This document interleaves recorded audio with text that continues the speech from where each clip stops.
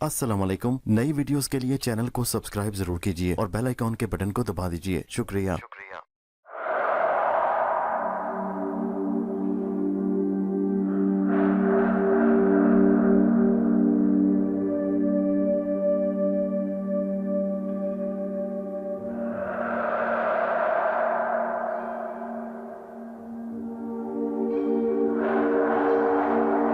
पेश खिदमत है कहानी अंबर नाग मारिया की किस नंबर 58 नकाबपोश कातिल का पहला हिस्सा। पुजारी हवालात से फरार हो गया। यही एक फिक्रा थाने में हर एक की जुबान पर था। गोरा सार्जेंट के हाथों के तोते उड़ गए। बड़े अफसर ने उसे हुक्म दिया कि मफरूर मुलजिम को जहां कहीं भी मिले पैदा करो, नहीं तो तुम्हें हवालात में बंद कर दिया जाएगा। गोरा सार्जेंट घोड़े पर सवार हुआ, पुलिस की गार्ड साथ ली और गुस्से में भरा हुआ पुजारी की तलाश में निकल पड़ा। वो सीधा मंदिर पहुंचा। उसे यकीन था कि पुजारी मंदिर में किसी जगह छुपा हुआ होगा। मंदिर का दरवाजा बंद था। पूजा पाठ करने वाले जा चुके थे। सार्जेंट ने दरवाजे पर जाते ही जोर से लात मारी और चीख कर कहा, पुजारी के बच्चे, सीधी तरह बाहर आ जा, नहीं तो मंदिर की ईंट से ईंट बजा दी जाएगी। मारिया ने पुजारी को गंगा माता की बड़ी मूर्ति के पीछे एक जगह गंदुम की बोरियों में छुपा दिया था और खुद मूर्ति के करीब सीढ़ियों पर बैठी सार्जेंट का इंतजार कर रही थी। उसे मालूम था कि कमबख्त सार्जेंट उसकी तलाश में वहां जरूर आएगा। मारिया पुजारी को लेकर शहर में मारी मारी नहीं फिर सकती थी। वो चाहती थी कि मंदिर में ही गोरा सार्जेंट को कुछ इस तरह से डरा दिया जाए कि वो दोबारा उधर का नाम न ले। उसने दरवाजे पर लात पड़ने की आवाज़ सुनी तो उठकर खड़ी हो गई। वो मुकाबले के लिए अब तैयार थी। उसने दरवाजे की कुंडी खोल दी। सार्जेंट सिपाहियों को लेकर अंदर आ गया। सारे मंदिर की तलाशी लो, उसने हुक्म दिया। सिपाही एकदम से तलवारें लिए इधर उधर फैल गए और चीजें उठा उठा कर फेंकने लगे। गोरा सार्जेंट खुद नीचे तहखाने में उतर गया, मगर वहां उसे क्या मिल सकता था। भला पुजारी को तो मारिया ने मूर्ति के पीछे गंदम की बोरियों में छुपा रखा था। खुद मारिया उस जगह पर खड़ी पहरा दे रही थी। वो दिल से चाहती थी कि सुलह सफाई और अमन के साथ ही बात टल जाए और ये लोग पुजारी को तलाश करने के बाद नाउमीद होकर वापस चले जाएं। मगर गोरा सार्जेंट तो जैसे फैसला करके आया था कि ये पुजारी को बरामद करके अपने साथ ले जाएगा और या फिर मंदिर की ईंट से ईंट बजा देगा। आखिर वो एक ऐसे मफरूर कातिल का हिमायती था जिसने अंग्रेज गवर्नर का कत्ल किया था। बस गोरा सार्जेंट ने हुक्म दिया कि खबरदार, मंदिर से पुजारी को बरामद करना है, ख्वाह हर शय तहस नहसी क्यों न करनी पड़े। सिपाही तो जैसे इसी हुक्म के इंतजार में थे। उन्होंने देखते ही देखते चीजें उलटना पलटना और बर्बाद करना शुरू कर दी। बावर्ची खाने के चूल्हे तोड़ डाले, गुसल खाने की दीवार गिरा दी, पुजारियों के लिए बना हुआ चबूतरा ढा दिया। तहखाने में चारपाई, खेस, दरिया, तख्तपोश, गर्ज के किसी शय को भी सही सलामत न छोड़ा। मारिया ये सब कुछ देखती रही और खामोश रही। वो अब भी दिल से यही चाहती थी कि ये लोग अपने ऊपर और मंदिर पर रहम खाएं और वापस चले जाएं। मगर ऐसा ना हुआ। एक सिपाही आखिर गंदम की बोरियों की तरफ आ गया। इधर क्या रखा है, और उसने बोरियों के पीछे आकर तलाशी लेनी शुरू कर दी। मारिया के लिए अब सब्र करना मुश्किल था। वो होशियार हो गई। जो ही एक सिपाही ने आगे बढ़कर एक बोरी को उठाकर परे किया, मारिया ने उसकी गर्दन पर जोर से तलवार मार दी, क्योंकि उसी बोरी के पीछे पुजारी छुपा हुआ था। सिपाही की गर्दन बगैर किसी आवाज के गाजर मूली की तरह कटकर गिर पड़ी। किसी को कानो कान खबर ना हुई। मारिया ने उसकी लाश को पीछे अंधेरे में फेंक दिया। गोरा सार्जेंट अब खुद चंद एक सिपाहियों को लेकर इधर आ गया। इन बोरियों के पीछे देखा तुमने? नहीं हजूर। तो देखते क्यों नहीं बदमाश? सिपाही बोरियों की तरफ आए। पुजारी का दिल जोर जोर से धड़कने लगा। वो 4 सिपाहियों का हशर अपनी आंखों से देख चुका था। अब 4 सिपाही और उसकी तरफ बढ़ रहे थे। मारिया खामोश रही। जो ही सिपाही बोरियों के करीब आए, उसने तलवार के वार करने शुरू कर दिए। 2 सिपाही तो उसने जगह पर ही मार गिराए। 2 शदीद जख्मी होकर गिर पड़े। गोरे सार्जेंट ने यह अजीबो गरीब कत्लेआम देखा कि जिसमें कत्ल करने वाला नजर नहीं आ रहा, तो खौफजदा होकर पीछे हटा। फिर हिम्मत करके उसने बंदूक तान कर कहा, कौन हो तुम? सामने आ जाओ, नहीं तो गोली चला दूंगा। इस दौरान में मारिया अपनी जगह से हटकर गोरे सार्जेंट के पीछे आ गई। ये आवाज पुजारी ने सुनी तो कमबख्त डर कर बोरियों से बाहर निकल आया और हाथ जोड़कर बोला, हजूर, इन्हें मैंने कत्ल नहीं किया, इन्हें गंगा मैया ने मारा है, मुझे माफ कर दें। गोरे सार्जेंट की आंखों में अपने सिपाहियों की लाशें देखकर खून उतर आया था। उसने पुजारी को देखा तो चीख कर कहा, बदबख्त, मेरे सिपाहियों को तूने हलाक कर दिया। मैं तेरी बोटी बोटी करके कुत्तों को खिला दूंगा। बाहर निकलकर अपने आप को गिरफ्तारी के लिए पेश कर दो। पुजारी असल में डर गया था। ये सब कुछ उसने खौफ की वजह से सिपाहियों की लाशें और खून देकर किया था। मारिया जानती थी कि पुजारी की खैर नहीं। ये गोरा सार्जेंट अब उसे किसी कीमत पर नहीं छोड़ेगा और उन सिपाहियों के खून का बदला उसी से लेगा। ये मारिया को गवारा नहीं था। चुनाचे उसने पीछे से सार्जेंट के पीठ पर लात मारकर उसे औंधे मुंह गिरा दिया और उसकी बंदूक गायब कर दी और कहा, सुनो, मैं गंगा देवी बोल रही हूँ। पुजारी बेगुनाह है। तुम्हारे लोगों को मैंने कत्ल किया है। अगर तुम में हिम्मत है तो मुझे गिरफ्तार करो। इसे छोड़ दो। अगर तुमने पुजारी को ना छोड़ा तो तुम्हारी लाश भी इन सिपाहियों की लाशों के साथ पड़ी नजर आ रही होगी। गोरा सार्जेंट भूत प्रेत पर यकीन नहीं रखता था, लेकिन अब उसने जो एक ऐसी औरत की आवाज़ सुनी जो नजर नहीं आ रही थी, तो एक बार तो उसे भी पसीना आ गया। कौन हो तुम? मारिया ने कहा, क्या तुमने सुना नहीं? मैं गंगा देवी बोल रही हूँ, इस मंदिर की रखवाली देवी। इस पुजारी को छोड़ दो और चुपचाप यहाँ से चले जाओ। सार्जेंट बोला, ए देवी, मैं इस पुजारी को छोड़कर नहीं जा सकता। मैं इसे अपने साथ लेकर जाऊंगा, क्योंकि यही मेरा फर्ज है। ये मेरे आदमियों का कातिल है, मैं इसे गिरफ्तार करूंगा। मारिया को ख्याल आ गया कि अगर सार्जेंट डर कर चला भी गया तो वो आला अफसरों को जाकर सारी कहानी सुना देगा और वो पुजारी को दोबारा पकड़कर ले जाएंगे। इसलिए बेहतर यही है कि इस गोरे का काम भी तमाम कर दिया जाए, ताकि ना रहे बांस और ना बचे बांसुरी। मारिया ने बंदूक की नाली गोरे सार्जेंट के सीने के साथ लगा दी और कहा, इस मौत को तुमने खुद पसंद किया है, अब मरने के लिए तैयार हो जाओ। गोरा सार्जेंट अब घबरा गया, क्योंकि बंदूक की नाली उसके दिल के साथ लगी थी, मगर ना बंदूक नजर आ रही थी और ना बंदूक पकड़ने वाली दिखाई दे रही थी। उसने जल्दी से कहा, ठहरो गंगा देवी, मैं अमन के नाम पर पनाह मांगता हूँ, मैं पुजारी को छोड़कर वापस आ जाता हूँ। मारिया ने कहा, लेकिन तुम्हें वादा करना होगा कि तुम अपने अफसरों को यहाँ के बारे में नहीं बताओगे, कुछ भी नहीं। वादा करता हूँ, पुजारी ने झट कहा। गंगा मैया, ये झूठ गोरा बकता है, ये जरूर जाकर अफसरों को सारी बात बता देगा। आखिर ये अपने सिपाहियों की मौत को क्यों कर छुपाएगा? इसे हरगिज न जाने देना, इसे भी खत्म कर दो। ये बात मारिया के दिल को लगी। उसने घोड़ा दबा दिया, धमाके की आवाज के साथ बारूद फैल गया। गोलियां निकलकर गोरे सार्जेंट के सीने से पार हो गईं। वो चीख मारकर पड़ा, तड़पा और मर गया। मारिया ने महाज फतह कर लिया। वहां दुश्मन की लाशों के सिवा कुछ नहीं था। उसने पुजारी से कहा, पुजारी, अब ये तुम्हारा काम है कि इन सारी लाशों को तहखाने में गड़ा खोद कर दफन कर दो, ताकि किसी को कानो कान खबर ना हो सके। अब यहाँ कोई नहीं गिरफ्तार करने आएगा, क्योंकि इन सिपाहियों और गोरे के सिवा और किसी को मालूम नहीं था कि तुम इस मंदिर में छुपे हुए हो। जो हुक्म गंगा देवी। इतना कहकर पुजारी ने सारी लाशों को घसीट घसीट कर तहखाने में गिरा दिया। जमीन को धोकर साफ किया, कुदाल के लेकर तहखाने में उतर गया और गड़ा खोदना शुरू कर दिया। मारिया ने कहा, इन लाशों को जमीन में दबा दो, ऊपर से मिट्टी डालकर फर्श पर बिल्कुल हमवार कर देना। फिक्र मत करना, अब यहाँ कोई तुम्हारी तलाश में नहीं आएगा। जिन लोगों को यह पता था कि मफरूर कातिल था, तुम्हारे मंदिर में ठहरा था, उनकी लाशें यहाँ पड़ी हैं। पुजारी अपने काम में लग गया। मारिया ने उसे कहा कि वो बंदरगाह तक जा रही है, क्योंकि उसका ख्याल था कि शायद वहाँ मुसाफिरों में से अंबर भी आता जाता दिखाई दे जाए। मंदिर से बाहर निकलकर मारिया सड़क किनारे खड़ी हो गई। बंदरगाह वहाँ से ज़्यादा दूर नहीं थी। वो पैदल ही उस तरफ रवाना हो गई। दिन बड़ा खुशगवार था, मौसम में गर्मी ज़्यादा नहीं थी। चलते चलते वो बंदरगाह वाले चौक में पहुँच गई। यहाँ लोगों का रश था। सामान से भरे हुए गड्ढे बंदरगाह में दाखिल हो रहे थे। मालूम हुआ कि एक जहाज़ विलायत की तरफ रवाना हो रहा है। मारिया को ख्याल आया कि जहाज़ पर चलकर मुसाफिरों को देखना चाहिए, शायद कहीं अंबर या नाग नजर आ जाए। वो बंदरगाह के अंदर आ गई। यहाँ भी लोगों का हजूम था। जहाज़ काफ़ी बड़ा और पुराना था। उस पर बादबान लगे थे जो अभी लिपटे हुए थे। जहाज़ की सीढ़ियों पर से मुसाफिर ऊपर जा रहे थे। मजदूर सामान उठा उठा कर ले जा रहे थे। एक आदमी सीढ़ी के पास खड़ा आने जाने वाले कागजात देख रहा था। मारिया खामोशी से उसके करीब से गुजरकर सीढ़ियां पार करके जहाज की निचली मंजिल पर आ गई। एक राहदारी बावर्ची खाने को जाती थी। उधर से खाने की खुशबू आ रही थी। भुनी हुई मछली और उबले चावलों की खुशबू ने मारिया की भूख तेज कर दी। वो सीधी बावर्ची खाने में आ गई। इस किस्म के जहाज़ों में वो सफ़र कर चुकी थी। उसे जहाज़ की तमाम जगहों का इल्म था। बावर्ची खाने में नौकर खाना थालियों में डाल रहे थे। मारिया ने चुपके से एक थाली उबले हुए चावलों की उठाई। उसमें भुनी हुई मछली के कुछ कतले थाल में से लेकर रखे और कोने वाले मेज़ पर बैठकर मज़े लेकर खाना शुरू कर दिया। उसे कोई खबर नहीं थी कि जिस थाल में से उसकी भुनी हुई मछली उठाई गई थी, वहाँ भंग के मसाले में भुनी हुई मछलियाँ रखी थी। ये मजाक बावर्ची खाने में काम करने वालों ने अपने साथियों से किया था। वो भंग वाली मछली अपने साथियों को खिलाकर उनका तमाशा देखना चाहते थे। मारिया ने बड़े मज़े से सारी मछली खा ली। खाने से फारिग होकर उसे ख्याल आया कि नीचे वाले डेक पर जाकर अंबर और नाग को देखना चाहिए। वो नीचे आ गई। यहाँ छोटे छोटे कैबिन और स्टोर बने थे, जहाँ नौकर वगैरह रहते थे और छोटा मोटा सामान भरा पड़ा था। वो एक कैबिन में दाखिल हुई तो उसे चक्कर सा आ गया। वो रुक कर सर पर हाथ रखकर सोचने लगी कि ये चक्कर किस किस्म का है। कभी शायद कैबिन की गर्म हवा से उसका दिल घबरा रहा है, मगर अब उसके पाँव भी लड़खड़ाने लगे। भंग का नशा चढ़ना शुरू हो गया। स्टोर में जो सामान था वो उसे एक एक का दो दो नजर आने लगा। वो एकदम एक जगह काट कबाड़ के पीछे बैठ गई कि शायद आराम करने से चक्कर दूर हो जाएं, लेकिन चक्कर तो ज्यादा आने शुरू हो गए थे। अब उसका जिस्म सर्द पड़ता जा रहा था। वो अपने आप में सख्त कमजोरी महसूस कर रही थी, जैसे ख्वाब के आलम में हो। उसकी आंखें अपने आप बंद होने लगीं। वो आंखें खोलने के लिए बेहतरी कोशिश करती रही, मगर उसके पपोटे अपनी आंखों पर झुकते चले जा रहे थे। उसने दो एक बार सर को झटका भी दिया, लेकिन कोई फर्क न पड़ा।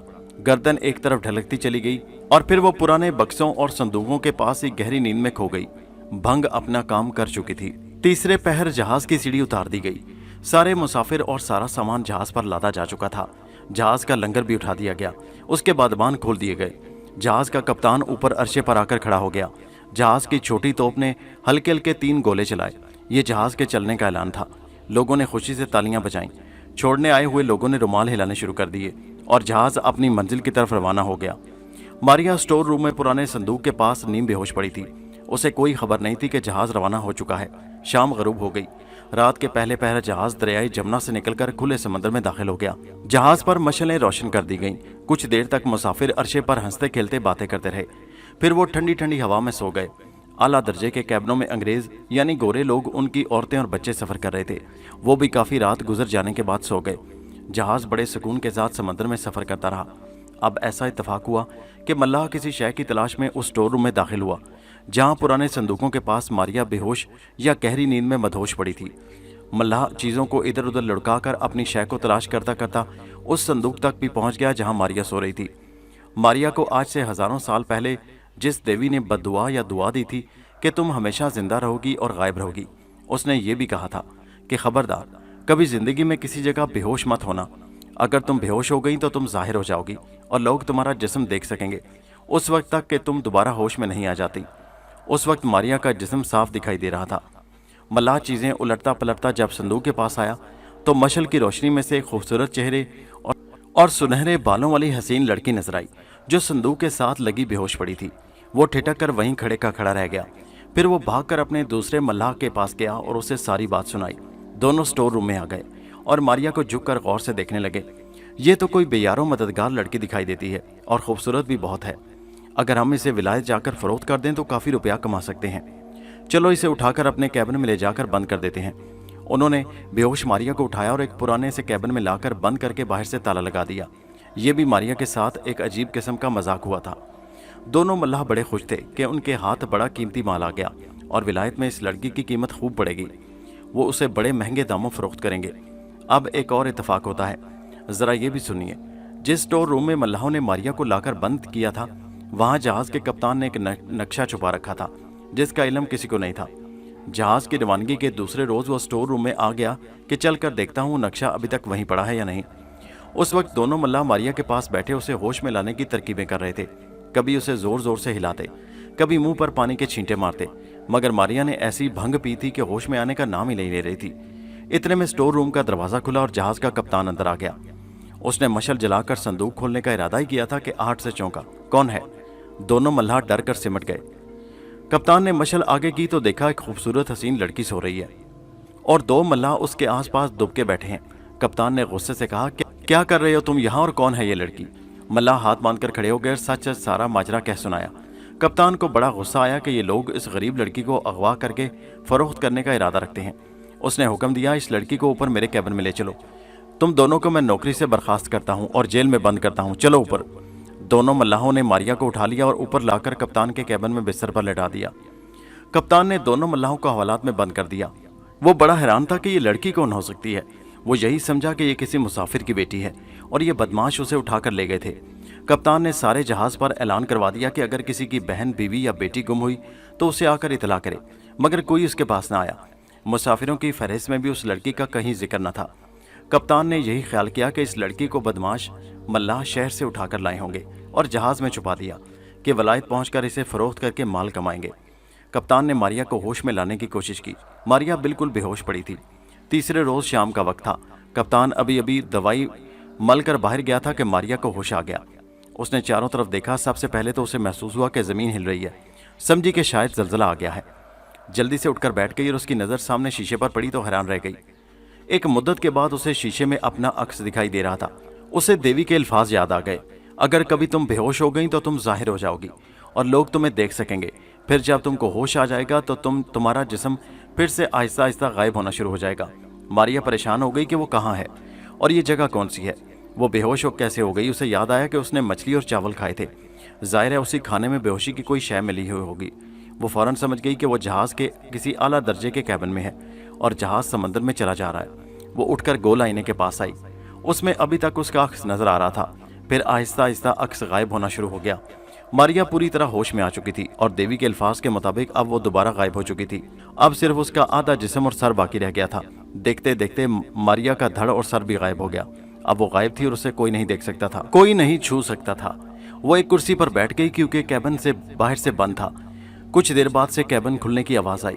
मारिया हमतन गोश होकर इधर उधर देखने लगी। कैबिन का दरवाजा खुला और भारी भरकम मूंछों वाला कप्तान अंदर आया। जो ही उसकी नजर बिस्तर पर पड़ी वो चौंक उठा। मारिया बिस्तर पर नहीं थी। उसने चारों तरफ देखा, वहां कोई नहीं था। वो सोच में पड़ गया कि ये लड़की कहाँ चली गई। बाहर से तो ताला लगा हुआ था। वो चकरा गया। उसकी समझ में कुछ ना आया तो कैबिन से बाहर निकल गया। अब मारिया जहाज पर आजाद थी। वो कैबिन से निकलकर ऊपर जहाज के अर्शे पर आ गई। उसने चारों तरफ निगाह दौड़ाई। चारों तरफ पानी ही पानी था। जहाज समंदर में मशरिक से मगरिब की तरफ सफर कर रहा था। तो क्या वो विलायत जा रही है? अब वो सिवाय जहाज सफर करने रहने के और कुछ नहीं कर सकती थी। बुरे फंसे, उसने सोचा। लेकिन क्या खबर, इसमें भी कोई बेहतरी हो सकता है विलायत में अंबर और नाग से मुलाकात हो जाए। अब मारिया भी सफर में है, नाग भी सफर में है। दोनों आगे पीछे गहरे नीले समंदर में अलग अलग जहाजों पर विलायत की तरफ सफर कर रहे हैं। अंबर को नाफली के जंगल में माहीगिरों की बस्ती में है और कश्ती में बैठकर कलकत्ते जाने की तैयारियां कर रहा है। नाग जख्मी अकाब के रूप में है, जिसको मिस्टर ग्रांडले नामी एक मशहूर अंग्रेज शिकारी ने चकमा डाकू से खरीद लिया था और अब उसे अपने साथ कैबिन के एक पिंजरे में बंद करके उसकी मरहम पट्टी करता उसे वापस विलायत लिए जा रहा है। हम पहले बता चुके हैं कि जिस जहाज में नाग अपने मालिक शिकारी ग्रांडले के साथ पिंजरे में बंद थे, ये अंग्रेज ताजर उसे अपने साथ ले जा रहे थे। नाग अभी तक अकाब की शक्ल में था। उसके बाजू का जख्म अब अच्छा हो गया था और अब वो अगर चाहे तो इंसानी या किसी भी रूप में आ सकता था, लेकिन वो अकाब ही बना पिंजरे में बैठा रहा। उनका जहाज अफ्रीका के साहिल से गुजर रहा था कि अचानक तूफान में फंस गया। कप्तान ने बड़ी होशियारी से काम लेते हुए जहाज को साहिल की तरफ लाना शुरू कर दिया। अफ्रीका का साहिल वहां से थोड़ी ही दूर था, मगर बदकिस्मत कप्तान इस बात को भुला बैठा था कि यहाँ साहिल के करीब समंदर के नीचे ऐसी चट्टानें और पहाड़ों की सख्त चोटियां हैं कि अगर जहाज करीब जाएगा तो टकरा कर पाश पाश हो जाएगा। और ऐसा ही हुआ। जो ही जहाज वहां पहुंचा वो एक चट्टान से टकरा गया और उसे एकदम से दो टुकड़े हो गए। इतनी जल्दी आज तक कोई जहाज भी गहरे समंदर में नहीं डूबा। देखते ही देखते जहाज में पानी भर गया। बड़ी मुश्किल से इतनी मोहलत मिल सकी कि चंद एक बड़ी कश्तियां नीचे समंदर में फेंकी गई। उसमें कुछ औरतें और मर्द सवार हो गए और उन्होंने अफ्रीका के साहिल की तरफ बढ़ना शुरू कर दिया। नाग का मालिक शिकारी ग्रांडले भी डूब गया। हीरे जवाहरात से भरे हुए संदूक और उनके डाकू मालिक भी समंदर में गर्क हो गए। सिर्फ 15-20 गोरी औरतें और 10-12 मर्द मुसाफिर बाकी बचे, जिनकी हालत बहुत बुरी थी। साहिल पर आकर वो जमीन पर लेट गए और रोने लगे। नाग अकाब की शक्ल में उड़ता हुआ सबसे पहले साहिल पर आन पहुंचा था और एक दरख्त की शाख पर बैठा ये सारा खेल देख रहा था। अभी बदनसीब मुसाफिर संभलने भी ना पाए थे कि अचानक अफ्रीका के जंगली कबीले वालों ने उन पर हमला कर दिया और सब मुसाफिर औरतों और मर्दों को रस्सियों से बांध कर ले गए। उन्होंने उन लोगों को साहिल से दूर अंदर घने जंगल में ले जाकर एक झोंपड़ियों में बंद कर दिया और बाहर सख्त पहरा लगा दिया। ये सारे मुसाफिर कुल 55 के करीब थे, जिनमें 11 औरतें थी, कुछ बच्चे और बूढ़े थे। औरतें सारी गोरी अंग्रेज थीं। नाग ने सोचा कि इन बेगुनाह लोगों को वहशी लोगों से जरूर बचाना चाहिए। वो अभी तक अकाब की शक्ल में था और वो उड़ता हुआ वहशी लोगों की झोंपड़ियों के पास आकर एक दरख्त के शाख पर बैठ गया।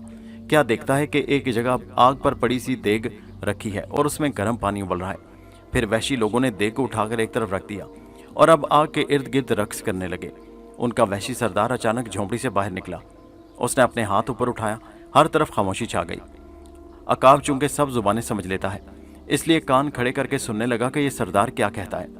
वहशी सरदार ने कहा, सुनो मेरे कबीले के सुरमाओ, कल का दिन बड़ा खुशकिस्मत दिन था कि हमने इतना बड़ा शिकार मारा और हमारे हाथ ज्यादा वो गोरी चमड़ी वाले इंसान आ गए।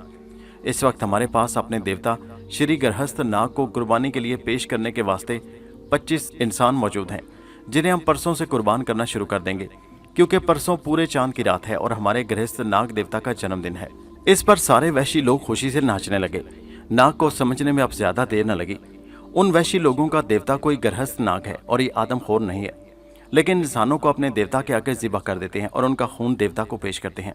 नाग को हरगिज ये गवारा न था कि छोटे छोटे बच्चे कुर्बान किए जाएं। उसने उन सारे के सारे मुसाफिरों को बचाने का फैसला कर लिया। अब देखना यह था कि उन वैशी लोगों को गृहस्थ नाग कौन सी बला है। नाग के लिए अब अकाब बने रहना ठीक नहीं था। वो दरख्त से नीचे उतर आया और उड़ता उड़ता उन झोपड़ियों के अकब में आ गया, जहां बदनसीब अंग्रेज मुसाफिर और बच्चे कैद थे। औरतें दूसरी झोपड़ी में बंद थी। उन झोपड़ियों से औरतों और बच्चे के रोने की आवाज़ें आ रही थी। शायद उन्हें पता चल गया था कि कल रात को उनको कुर्बान कर दिया जाएगा। बाहर 2 वैशी नेज़ा लिए पहरा दे रहे थे। सारे दरख्तों पर भी वहशी तीर कमान लिए बैठे पहरा दे रहे थे। नाग ने सांप की शक्ल इख्तियार कर ली और रात होने का इंतजार करने लगा। जब रात का अंधेरा फैल गया तो वो रेंगता हुआ पीछे आकर एक जगह से झोंपड़ी के अंदर दाखिल हो गया। ये काफी खुली झोंपड़ी थी। बांस के साथ तेल का दिया जल रहा था, जिसकी हल्की हल्की रोशनी में उतरे हुए उदास परेशान चेहरों वाले मुसाफिर बच्चों और औरतों के साथ बैठे अपनी मौत का इंतजार कर रहे थे। नाग अंधेरे में था, उस पर किसी की नजर न पड़ी। उसने वहीं लेटे लेटे इंसान का रूप धार लिया और मुसाफिरों के करीब आकर जमीन पर बैठ गया। उन्होंने हैरानी से नाग की तरफ देखा कि ये कौन शख्स है और अंदर कहां से आ गया। नाग ने होठों पर उंगली रखकर उन्हें खामोश रहने के लिए कहा। फिर वो सरगोशी में बोला, मैं तुम्हारी मदद को आया हूँ। मैं भी तुम्हारे साथ जहाज में सफर कर रहा था और इन आदमखोरों का कैदी हूँ। सुनो मेरी बात, गौर से सुनो। इन वहशी लोगों ने तुम सबको अपने देवता गरहस्त नाग के आगे कल रात कुर्बान करने का फैसला कर लिया है। ये मनहूस खबर उन मुसाफिरों, मर्दों और औरतों पर बिजली बनकर गिरी। औरतें आहिस्ता आहिस्ता सिसकियां भरने और अपने बच्चों को सीने से चिमटा कर प्यार करने लगी। नाग ने उन्हें खामोश रहने की हिदायत करते हुए कहा, खामोश रहो मेरी बहनों, खुदा ने मुझे तुम्हारी मदद के लिए भेजा है। मैं तुम्हारी मदद करूंगा, तुम बेफिक्र रहो। एक बूढ़े ने कहा, बेटा तुम अकेले इन खूनखार वहशियों का क्यों कर मुकाबला कर सकोगे। नाग बोला, बड़े मियाँ ये आप मुझ पर छोड़ दे। मैं जानूं और ये वहशी लोग जाने। मैं तो सिर्फ आपको तसल्ली देने आया हूं कि गम न करें, अपने हौसले बुलंद रखें, खुदा को याद करें। मैं इन लोगों को सुबह शिकस्ते फाश दूंगा। एक औरत ने नाग के सर पर हाथ फेर कर कहा, खुदा तुम्हारी हिफाजत करे बेटा, तुम हमारे निजात दहिंदा बनकर आए हो, मगर तुम क्या कर सकोगे। ये लोग तो बड़े खूनी हैं। इंसान को मार देना इनके लिए कोई बात नहीं। नाग ने कहा, बेफिक्र हैं, इन्हें मार देना मेरे लिए भी कोई ऐसी बात नहीं। आप परेशान ना हो, सुबह जो कुछ होगा आप भी देख लेंगे। अच्छा अब मैं चलता हूँ। इतना कहकर नाग झोंपड़े के सुराख के पास आ गया। बाहर निकलने का कोई दूसरा रास्ता नहीं था। उनके सामने नाग इंसान से सांप के रूप में नहीं आना चाहता था। फिर वो कहाँ से बाहर निकले। झोंपड़ी का दरवाजा बाहर से बंद था और बाहर दो वहशी नेजा लिए पहरा दे रहे थे। नाग ने उनसे कहा, मेरी एक दरख्वास्त है कि आप थोड़ी देर के लिए अपनी आंखें बंद कर लें। ये एक मजबूरी की वजह से कह रहा हूँ, बेशक 1 मिनट बाद अपनी आंखें खोल दें। मुसाफिरों की समझ में नहीं आ रहा था। उन्होंने आंखें बंद कर लीं। नाग ने गहरा सांस लिया और सांप बनकर रेंगता हुआ झोंपड़ी के सुराख में से बाहर निकल गया। 1 मिनट बाद मुसाफिरों ने आंखें खोली तो वहां उनका निजात दहिंदा नहीं था। वो हैरत से एक दूसरे का मुंह तकने लगे। एक बूढ़े ने हाथ उठाकर कहा, वो मेरी आंखों के सामने गायब हुआ था। दूसरे ने कहा, मैंने आंखें बंद नहीं की थी, मैं चोरी चोरी देख रहा था, वो शख्स एकदम से गायब हो गया। औरत बोली, वो जरूर हमारा निजात दहिंदा है और खुदा ने उसे हमारी मदद के लिए भेजा है। हम लोगों को खुदा का शुक्र अदा करना चाहिए। बाहर पहरेदारों ने ये आवाजें सुनी तो एक ने अंदर आकर नेजा बूढ़े के सीने पर रखकर कहा, क्यों शोर मचा रहा है बुढ़े। बूढ़े ने हाथ जोड़कर कहा, मैं तो चुप हूँ। वैश्य ने नेजा उसके सीने में चुभ होकर कहा, अगर तुम आज ही मरना चाहते हो तो मैं अभी तुम्हें हलाक कर दूंगा। बूढ़े ने जोश में आकर कहा, हमारा निजात दहिंदा आ गया है, वो हमें तो जालिमों से बचाकर ले जाएगा। अब तुम हमारा कुछ नहीं बिगाड़ सकते। इस पर पहरेदार वैश्य को गुस्सा आ गया। उसने एक ही झटके से नेजा उस बूढ़े के सीने में उतार दिया। चीख की आवाज के साथ बूढ़े ने दम तोड़ दिया। ये आवाज नाग ने सुनी। वो भी झोंपड़े से थोड़ा दूर ही था। समझ गया कि वहां गड़बड़ हो गई है। झट वापस पलटा और झोंपड़ी में आकर देखा कि वहशी पहरेदार ने बूढ़े को हलाक कर दिया है। इस भयानक मंजर को नाग बर्दाश्त न कर सका। उसने अपना फन फैलाकर वहशी कातिल पर हमला कर दिया। उसके लिए वहशी की लात पर सिर्फ एक ही बार डसना काफी था। वहशी के जिस्म में नाग का जहर फौरन असर कर गया और वो लड़खड़ा कर गिर पड़ा। उसके नाक और मुंह से खून जारी हो गया। कैदी मुसाफिरों ने यह मौजज़ा देखा तो सजदे में गिर पड़े। खुदा ने उनके साथी का बदला ले लिया था। दूसरा पहरेदार भागकर अपने साथी की मदद को अंदर आया। उसने जो अपने साथी की लाश देखी तो नेजा उठाकर कैदियों पर टूट पड़ा। अभी उसने हमला ही किया था कि नाग ने उसे भी डस दिया। वो भी लड़खड़ाकर गिरा और मर गया। कैदी मुसाफिरों ने दोनों लाशें उठाकर झोंपड़ी के बाहर डाल दी। नाग जंगल में चला गया। सुबह शोर मच गया कि 2 पहरेदारों को सांप ने काट कर हलाक कर दिया है और एक कैदी मुसाफिर हलाक हो गया है। सरदार ने खुद आकर झोंपड़ी का मायना किया और कैदियों को अपने साथियों की मौत का जिम्मेदार ठहराया। उसने हाथ बुलंद करके कहा, इन लोगों को अभी एक एक करके हलाक कर दो। औरतों के सर काटकर दरख्तों पर लटका दो। सबसे पहले इनके बच्चों के सर काटो। वैश्य लोग कुल्हाड़े लेकर कैदी औरतों की तरफ बढ़े। औरतों ने रोना चीखना शुरू कर दिया। मर्दों को रस्सियों से बांध दिया गया। औरतों को पकड़ पकड़ कर झोंपड़ी के आगे खड़ा कर दिया गया। सरदार ने कहा, इन औरतों की गर्दनें काट डालो। एक वैश्य कुल्हाड़ा लेकर कैदी औरत की तरफ बढ़ा। नाग ये सारा तमाशा एक तरफ खड़ा देख रहा था। जो ही वैश्य ने कुल्हाड़ा उठाया, नाग बीच में आकर हाथ उठाकर बोला, खबरदार सरदार, ऐसा ना करना, नहीं तो मैं तुम्हारे सारे बच्चों को एक एक करके तुम्हारी आंखों के सामने हलाक कर दूंगा। सरदार दम बखुद रह गया। ये कौन दुबला पतला सा नौजवान है जो उनकी जंगली जुबान में उसे इस कदर खौफनाक धमकी दे रहा है। उसकी आंखों में खून उतर आया। वो तख्त पर गुस्से से कांपता हुआ उठा और अपना कुल्हाड़ा लेकर नाग की तरफ बढ़ा। नाग ने कहा, सुनो, मैं गृहस्थ नाग हूँ, तुम्हारा देवता हूँ। और उसके साथ ही वो रूप बदलकर एक बहुत बड़ा अजदहा बन गया, जिसके 7 मुंह थे और हर मुंह में से 2 शाखा जुबानें बाहर निकल रही थी। ये मंजर देखकर सारे वहशी दहशत से लरज उठे और सजदों में गिर गए। सरदार का रंग भी खौफ से फक पड़ गया। वो एकदम से जमीन पर सजदे में गिर पड़ा। कैदी औरतें और मर्द ये मंजर देखकर हैरत में गर्क हो गए। उन्होंने अपने निजात दहिंदा को पहचान लिया था। वही रात वाला नौजवान था जो उनकी झोंपड़ी में आया था और अब एक भयानक अजदे की शक्ल में वहशियों के दरमियान फन उठाए झूम रहा था। उनकी समझ में कुछ नहीं आ रहा था कि ये शख्स कोई जादूगर है या कोई भूत प्रेत है। नाग ने अपना फन लहराते हुए कहा, सरदार, तुम लोगों ने बेगुनाह लोगों को पकड़कर बहुत बड़ा जुल्म किया है। अगर तुम इन लोगों में से किसी एक को भी हलाक कर देता तो मैं तुम्हारे कबीले पर अपना अजाब नाजिल कर देता। मैं तुम्हारे सारे जंगल को जलाकर खाक कर देता और तुम्हारे बच्चों को हलाक कर देता। सरदार ने जमीन पर नाक रगड़ते हुए कहा, देवता माफ कर दो, मुझसे गलती हो गई, अब ऐसा नहीं होगा। नाग बोला, अच्छा जाओ, मैंने तुम्हें माफ कर दिया। इन लोगों से अपने बुरे सलूक की माफी मांगो। इनको अपना खास मेहमान समझकर इनकी खिदमत करो और इनके वापस जाने का इंतजाम करो। मैं एक इंसान के रूप में तुमसे फिर आकर मिलूंगा। जो हुक्म मेरे देवता। सरदार ने झुककर अदब से कहा। गृहस्थ नाग रेंगता हुआ जंगल में गुम हो गया। वहां जाकर उसने फिर से इंसान का रूप धार लिया और नाग बनकर वापस सरदार के पास आया।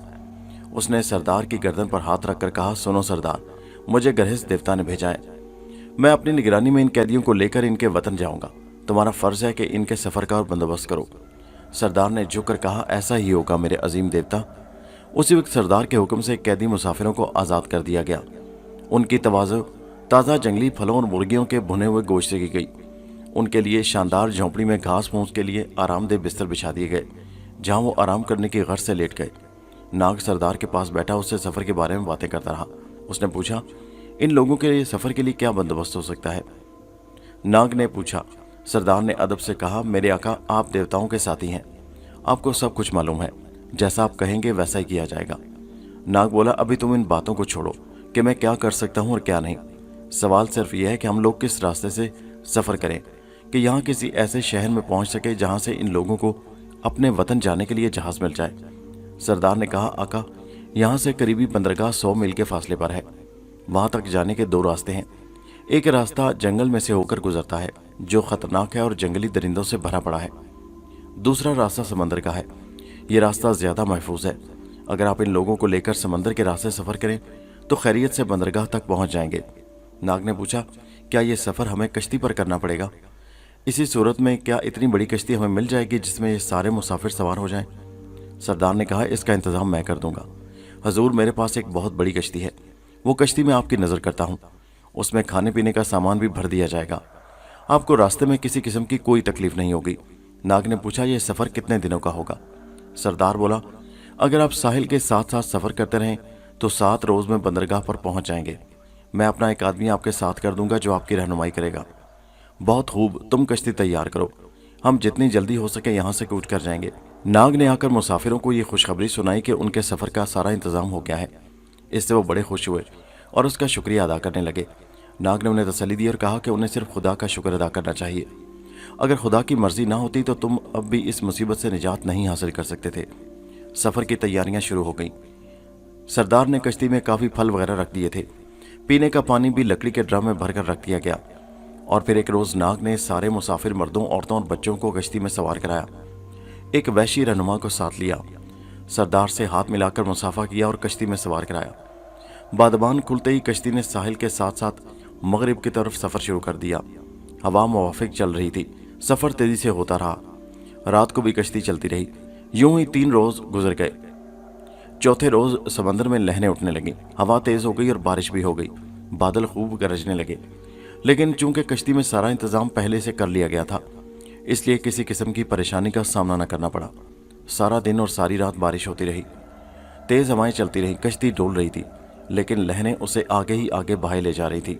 छठे रोज़ वो साहिल से ज़रा दूर निकल गए, क्योंकि उनके वहशी रहनुमा ने उन्हें बताया कि यहाँ साहिल के साथ साथ उभरी हुई बेशुमार चट्टानें समंदर के नीचे छुपी हुई हैं। कश्ती साहिल से फासले पर समंदर में सफ़र करती रही। शाम से कुछ देर पहले समंदर में से अचानक एक व्हेल मछली ने सर निकालकर जोर से सांस खारिज की। उसके सर में से पानी का फवारा निकलकर ऊपर कोचला। वहशी रहनुमा डर कर बैठ गया। आका, ये मछली कश्ती को उलट देगी। ये कश्तियों की दुश्मन होती है। अब हम नहीं बच सकेंगे। मुसाफिरों में दहशत फैल गई, बच्चे रोने लगे, औरतों के चेहरे पर मर्दनी छा गई, क्योंकि सचमुच व्हेल मछली कश्ती की तरफ बढ़ रही थी। उसने भी शायद कश्ती को देख लिया था। थोड़ी देर बाद वो बिल्कुल कश्ती के करीब से आकर उभरी। लहरों में जबरदस्त तूफान पैदा हुआ और कश्ती डोलने लगी। बहुत सा फल समंदर में गिर पड़ा।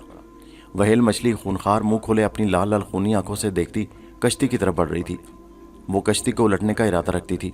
नाग के लिए अब सब्र करके बैठे रहना अपनी मौत को दावत देना था। उसने मछली को हलाक करने का फैसला कर लिया। उसके साथ ही उसने समंदर में छलांग लगा दी। सारे मुसाफिर दम बखुद होकर रह गए। नाग समंदर में उतरते ही एक पतले से इंतहाई जहरीले स्याह समुद्री सांप की शक्ल में तब्दील हो गया। ये सांप बड़ा जहरीला होता है और इसका डसा हुआ कोई भी समुद्री जानवर सलामत नहीं रह सकता। सांप तेजी से तैरता हुआ व्हेल मछली की तरफ बढ़ता चला गया। व्हेल मछली अब कश्ती के बिल्कुल करीब आ चुकी थी और अपनी एक तूफानी टक्कर से उसके टुकड़े टुकड़े कर देना चाहती थी। सांप ने उसे ये मौका नहीं दिया। वो समंदर की लहरों पर बिजली की तरह भागता हुआ व्हेल मछली के ऊपर चढ़ गया। उसे मालूम था कि व्हेल का जिस्म इतना मोटा होता है कि उस पर जख्म का कोई असर नहीं होता। वो उसके जिस्म पर रेंगता हुआ उसके सर पर आ गया। यहाँ से फिसलकर वो उसके खुले मुंह में दाखिल हो गया।